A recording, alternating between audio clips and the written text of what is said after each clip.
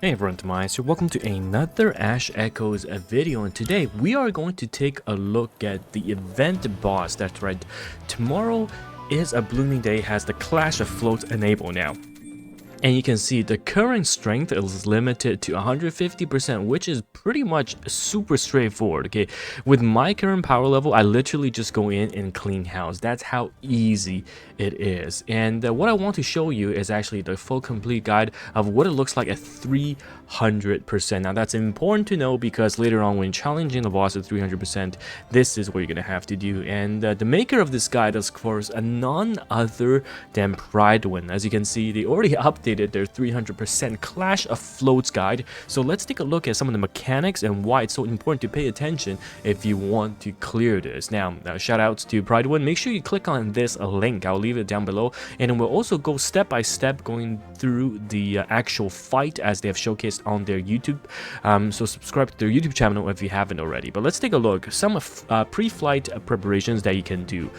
First of all, okay, each of the float main gimmicks can be countered by the corresponding terminal skill, okay? So you need to move around and you have to do a couple of things to make sure that you are addressing the boss mechanics properly. And gripping power of A28 to S30 is more than enough. As you can see, my main account, I'm sitting at, if we go back, okay, I'm currently at S35. That's why it's so easy for me at 150%. But yeah, that's no problem. Let's take a look at the 300% one. So going over the key mechanics, okay, as you can see, there are a couple of things. First of all, is going to be the Lulu Xpress, which is the cart, whatever you call it. The Lulu Xpress has a high burst damage output, and also they charge and they fire off the flurry projectiles during the second phase. It also has a sweep that does a lot of damage and can instantly take down your squishy units. Now, to counter the damage reduction mechanic, interrupt the attack, you have to use the ultimate fortune skill, okay, and take the time to collect gifts, which will show you in the video when they're collecting gifts in order to kill the extra mobs during the interface to prevent it from healing. Now, the fortune call is immobile for the full fight, and its damage reduction in the form of very high strength barrier. You can use the buck parade skill or with enough projectiles such as Scarlett skill 2, and this is why Scarlett is so damn good, and it's advised to burst this down because the damage will ramp up as it summons more helpers. Okay, so burst down the float before it gets to use it, or tag out your Echomancer, swapping Su Xiao for precision 1 fight, even though Su is rated C, so not a lot of people is going to have this build, but it's alright, we'll see it in the video.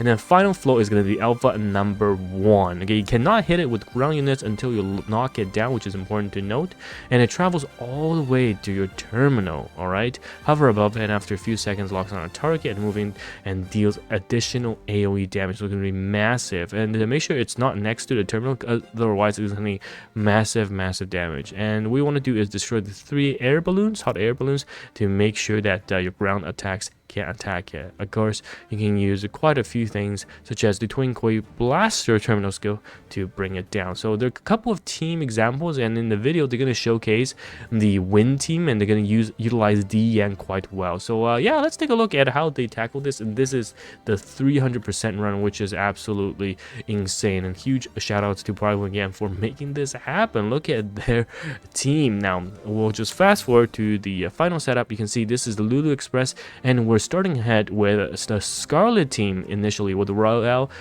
as the tank, and Freda and Diane. So we place a Laurel in the front a bit, and we place a Freda in the back as the support, and then Dian is going to be on the side alongside Scarlett, okay? And that's how we're going to start out. As you can see as well, there is gifts on the ground, so make sure that you pay a close attention, because that's going to be the mechanics to this. Okay, so we're going to fight and start things off, and yes, the buffs are going to come out, and that's how we're going to start things. And then some Dian AoE is just going to easily clear this. Okay, and we also catch the gift here along with the boss. And let me just turn on, oh, 720p is the highest. Come on, Prydwen. We should be able to go to a 1080p at this stage. But yes, we start the fight, and the first charge comes in, and ooh, Oh, that is some heavy damage coming out, and it's alright. The end survives, and we are going to do some nice AoE to it, and I believe they are going to plan to swap later. Yeah, there we go. Azusa is most likely, yeah, Azusa is gonna come in and let the wind team do its insane DPS. So yes, we're gonna go ahead, and here comes the second charge. It didn't really hit anyone, that's alright. And now Azusa is gonna go back and use the skill from the backside, and look at that damage, quite decent. And now we're gonna move Laurel around, and still in the defensive mode, of course. And now we are going to use our AoE attack from Scarlett to catch both the gift. Again, gift's very important in this mechanic. Make sure you take it down. Okay, Scarlett's gonna AoE, and now we have entered arrest mode as well. So this is gonna be massive amounts of damage coming out, and the ultimate Fortunia is here. Okay, catching another gift as well as catching the enemy boss in this fight. So yes, we are now going to start spamming the attack. Now the combo coming out from Scarlett, and then we are going to use Freda to start buffing the team once again, or regen. Here is the regen first, and then we will start buffing after. Okay, so now we are looking at Lulu Xpress gonna leave into phase 2, basically 4-wheel drive flatbed.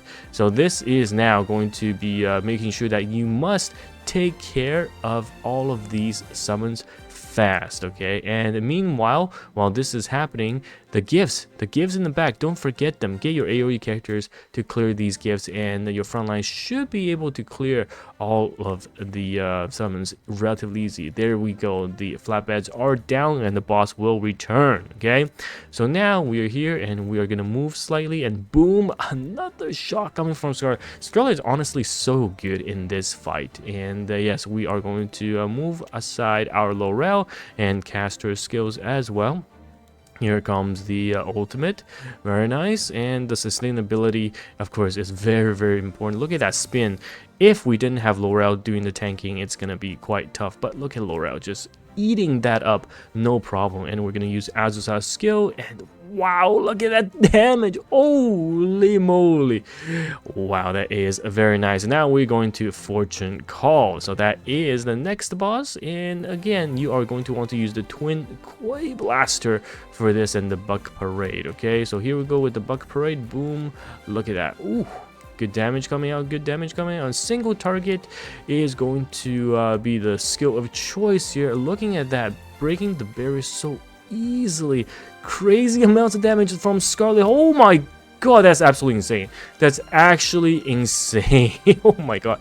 And we are going to alpha number 1, and yes, don't forget, get all of your characters, move them in range, collect the gifts, and start taking down these summons. And make sure you take them down, because after you take these helpers down, you are going to start working on the balloons so you can ground these units. And oh my god, I'm still in awe of that Scarlett damage in the boss fight. That was absolutely crazy, the amount of work she put in, especially with that skill of the single target. Oh, here we go, the balloons are here, and make sure you take down the balloons so that the enemy will be grounded. We're entering arrest mode once again with Scarlett cleaning house. I mean, this is just too easy for her. And here we go, twin Koi Blasters. This is where we use it to catch the 2 other balloons, and boom, now the alpha number 1 is going to be grounded. And we, oh my goodness, Scarlett is once again just outputting so much damage. That's absolutely crazy, holy moly. Yeah, clean fight. So basically, if you have Scarlett, easy.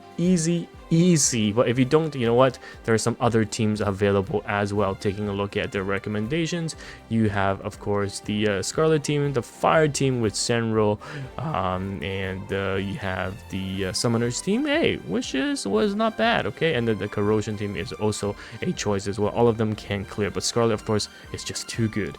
Yeah, but hopefully this was helpful. Again, I'm clearing this super easy at 150%. I'm just waiting for the next part to unlock. And you know what, maybe when we're 300%, I should be able to showcase my run as well, so we'll stay tuned for that. But yeah, let me know your thoughts, and thank you guys once again for watching this video. And it's TimaeuSS here, and I'll see you in the next one. And goodbye now.